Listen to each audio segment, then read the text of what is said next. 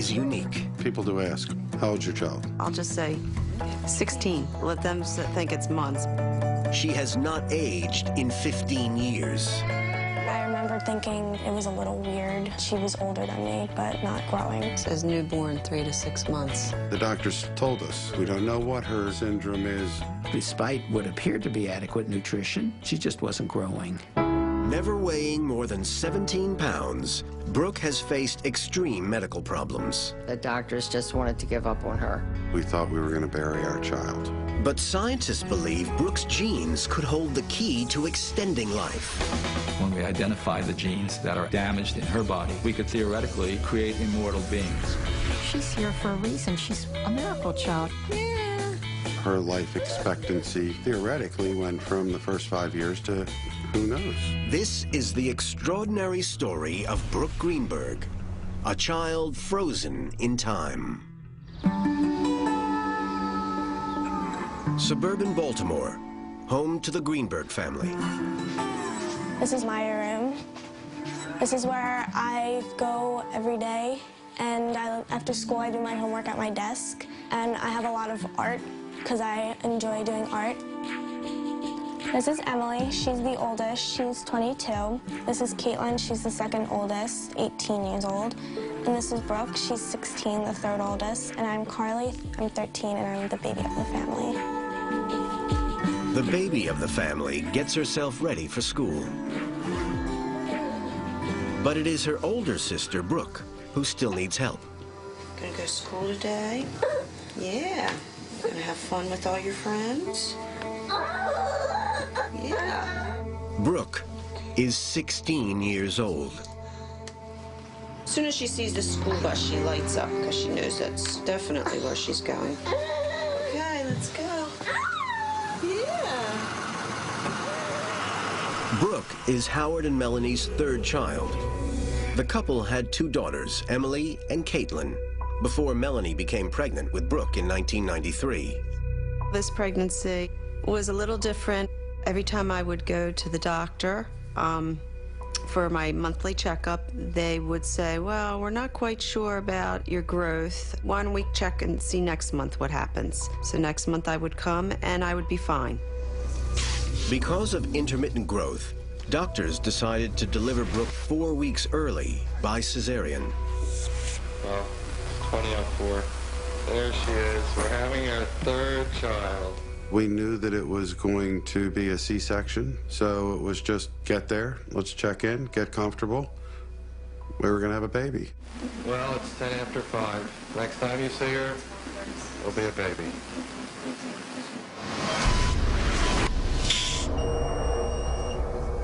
Baby okay? She's just a little small baby. We were told that there were some complications, and we visited, put our gowns on, and did what we had to do as a family for support. Brooke was to be in the natal intensive care unit for 5 weeks. As well as her low birth rate of only 4 pounds, there were other issues that concerned doctors. As we examined her more and more, even over the first 12, 24, 48 hours, realized there were some other unique features to her. Her hips were dislocated, and from the orthopedic standpoint, they were dislocated in a most unusual manner. Look at that leg just out there. But the leg's working and everything. Look at that. It was very clear to see that one of the legs was sort of flipping up in the back of her head because it was trying to go back into its normal position. It was a rare thing. They could fix it. It was no big deal. After a 5-week stay in the hospital and an operation to fix Brooke's hips, she was finally allowed to go home and begin life with her 2 elder sisters, who have played an important role in her life.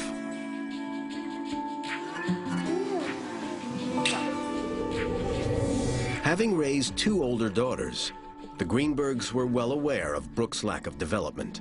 She did certain things. Of course, she slept through the night. She was eating. But sitting up at 4 months. She wasn't doing that. She wasn't doing any of that stuff because she was so little. It was like 6 to 9 months we realized she's really not developing as fast. She'd be in the 2 percentile or 3 percentile.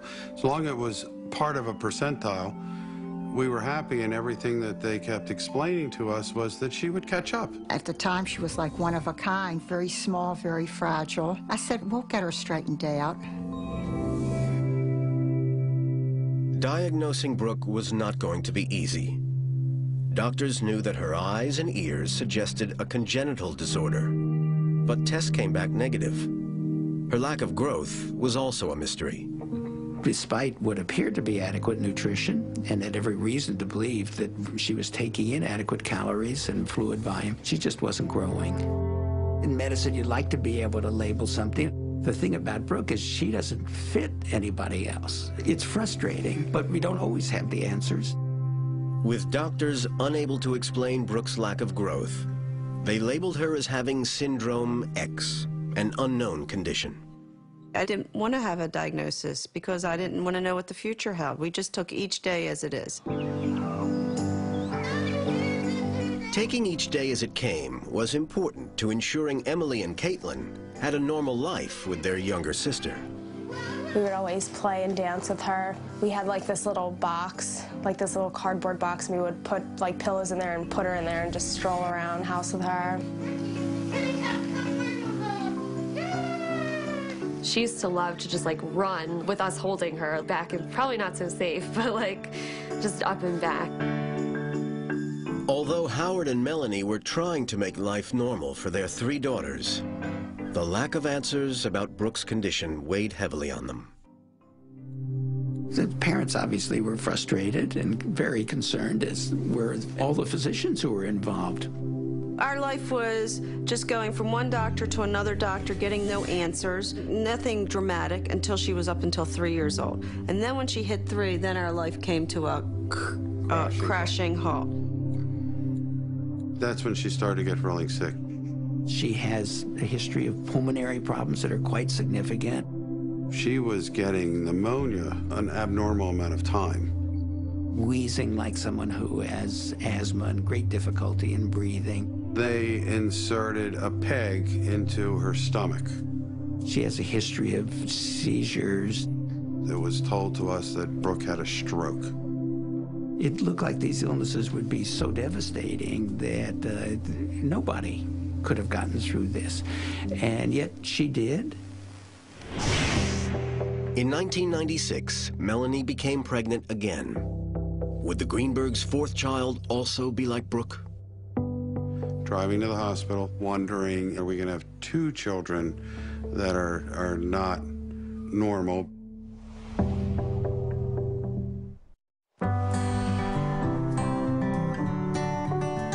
Brooke Greenberg was born with an unknown condition, which meant she did not grow. At 3 years old, she weighed only 12 pounds, 20 pounds less than an average 3-year-old. In 1996, Melanie learned she was pregnant for the 4th time. Her children celebrated. Other family members were not so happy about the news. When Melanie told me she was pregnant, I was really upset because I thought something would happen to her that happened to Brooke. And we certainly didn't want that. The doctors consulted us that the chances of us having another child like Brooke were extremely rare. But driving to the hospital, wondering, are we going to have 2 children that are not normal? On the 12th of December, 1996, Carly Greenberg was born. Carly was born at 5'6" pounds. Carly was a much larger child. It seemed more normal. Everything was, okay, thank you, see you later, go home. She was free from Syndrome X. They were both in the same room. They both had cribs, both kind of on the same schedule. And then Carly very quickly surpassed Brooke.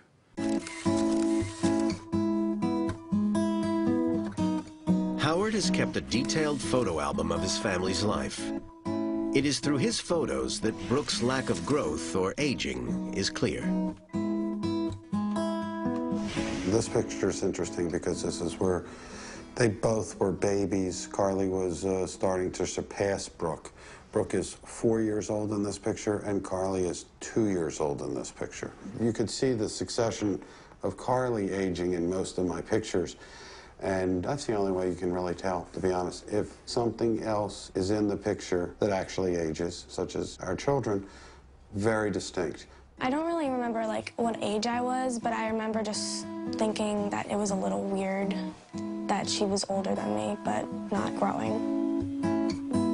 My parents explained it to me. She can't grow. She is like one of the only people in the world, and how she's so special.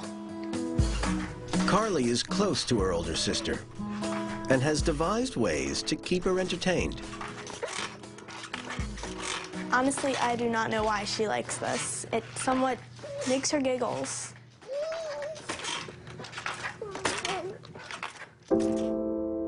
From 1 to 4, Brooke changed. She got a little bit bigger, but at 4 to 5, she stopped. We still thought that there would be hope. I would think as a parent, you probably never completely give up the idea that maybe it'll happen either spontaneously or because genetically you might be able to do something. It slowly became more evident to everybody that she really wasn't going to do much growing. Doctors finally told the Greenbergs that they had exhausted all avenues, and there was nothing they could do for Brooke. She would remain the size of a 7-month-old baby and would be developmentally delayed. It changed us. I mean, we now have the situation we're going to live with a handicapped child. We had no idea how severe her handicaps were. I mean, she's a loving, loving child. There's just no two ways about that. Is she going to drive a car and play on the lacrosse team or the hockey team? No. That also is very hard for us to deal with. Facing a future with a disabled child is challenging, and parents face difficult choices. They would never put Brooke away. I think my children are exceptional, and they just wouldn't do that. If she was in an institution, I'm convinced she would not be alive today because she wouldn't get the love or she wouldn't get the care like my children do. She's always had her sisters and her parents to help her out. She relies on us for her daily needs and her care as her advocates, and putting her away, that would just do it for her. She thrives on the love that we give her. I know that you girls can intertwine with your books. You can mix and match. No, they can't. No. They have to use their own books. The Greenbergs accepted that Brooke would never grow, would never be like her sisters or like any other child. It was her uniqueness that fascinated Dr. Richard Walker, a retired professor at the University of South Florida and the director of the Society for Applied Research in Aging. There's nothing that I've ever seen in my life like Brooke. When I saw her, I saw someone who had suffered a mutation in the developmental program. It sort of hit me like a thunderbolt. This is an individual who has a marker for the developmental gene.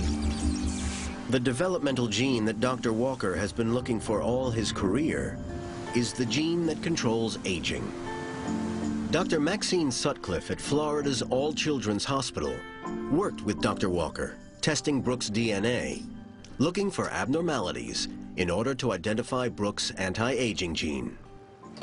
So this scan represents her entire genome. Yes, this is the main line here, and what we would expect if there was an abnormality, there would be several of these little clones, little dots, above that line, and if there was loss of material, there would be several of them below that line. So there hasn't been anything different here in the array from what we've seen before. If I were to take any 16-year-old little girl's DNA, this is the profile that I would get. This is what I would expect to see because it's normal. It's quite interesting when you have a person who you're evaluating, who you're examining, who's clearly not normal, but the more you study her, the more you evaluate her genome, the more the answer keeps coming back, she's normal.